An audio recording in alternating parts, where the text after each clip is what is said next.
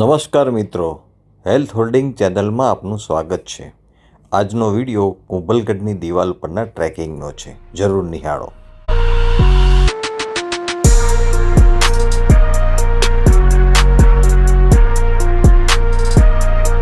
આજે કુંભલગઢનો જે આ કિલ્લો અને એના ઉપરની 36 કિલોમીટરની આ જે દીવાર છે એનું ટ્રેકિંગ મિત્રો સાથે ચાલી રહ્યું છે. હમણાં શરૂઆત કરી છે.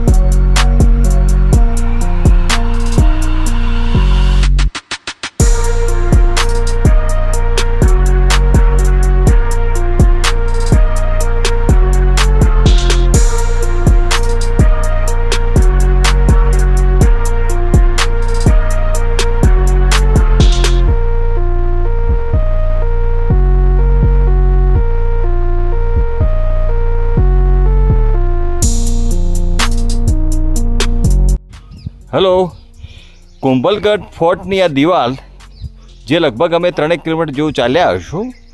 ચડવું અને ઉતરવું એ રોમાંચકારી છે. આ જંગલમાંથી પસાર થાય છે.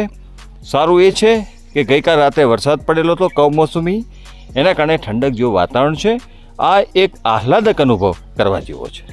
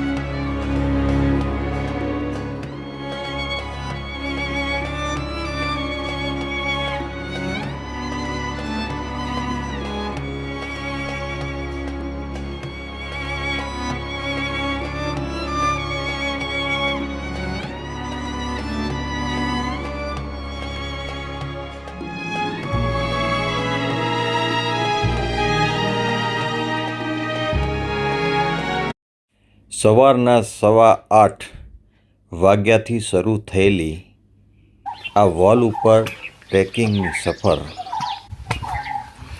સાંજના 4 વાગ્યા સુધી ચાલુ રહી. રસ્તામાં આવા પડકારો હતા. સીધું ચઢાણ હતું, ક્યાંક ઉતરવાનું હતું.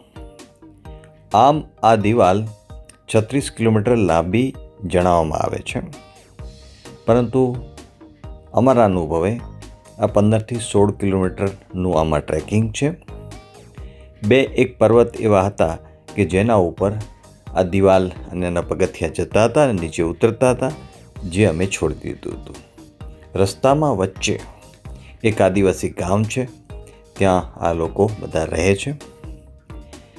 અહીં જે સામે પર્વત દેખાય છે એના ઉપર પણ દિવાલ છે, જે અમે નીચેથી સાઈડમાંથી નીકળી ગયા હતા. ટૂંકમાં આ જે પ્રવાસ છે એમાં તમે ગાઈડની મદદ જરૂર લઈ શકો, અને અમારો ગાઈડ અમારી સાથે છે. બપોરે અમારા ભોજનની વ્યવસ્થા પણ એણે કરી હતી, જ્યાં પાણીનો સ્ત્રોત હતો.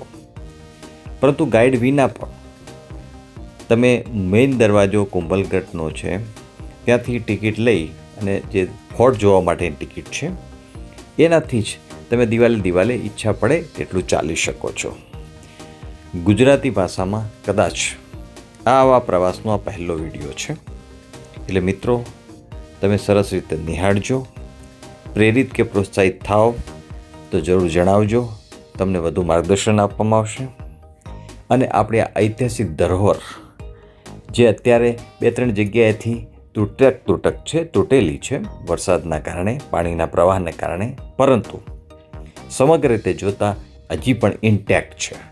અને આના ઉપર સફર કે મુસાફરી અથવા તો ટ્રેકિંગ કરવું કરી શકાય એમ છે. સરસ રીતે સચવાયેલી પણ છે. ટ્રેકરો બહુ ઓછા છે, પરંતુ બાંધકામ મજબૂત હોવાથી આ કામ થઈ શકે છે અને રસ્તામાં તમને ઘણા લોકો મળી જાય છે જે ગાઈડનું કામ કરતા હોય છે. તો મિત્રો, આશા અને ઉમ્મીદ છે કે આપને આ વિડીયો જરૂર ગમ્યો હશે. આભાર.